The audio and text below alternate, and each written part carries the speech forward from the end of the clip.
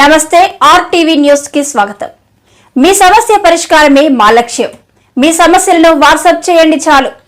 9492726238.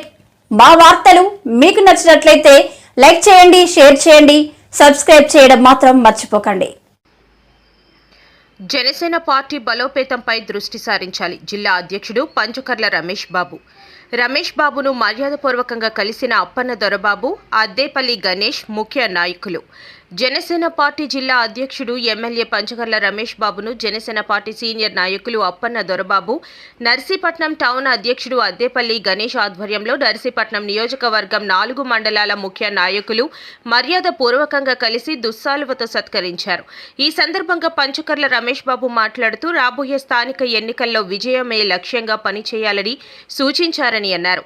అలాగే జనసేన పార్టీ మరింత బలోపేతానికి ప్రతి ఒక్కరూ కృత నిశ్చయంతో కృషి చేసినప్పుడే జనసేన అధినేత డిప్యూటీ ముఖ్యమంత్రి పవన్ కళ్యాణ్ ఆశయాన్ని సాధించిన వారు అవుతామని పేర్కొన్నారు.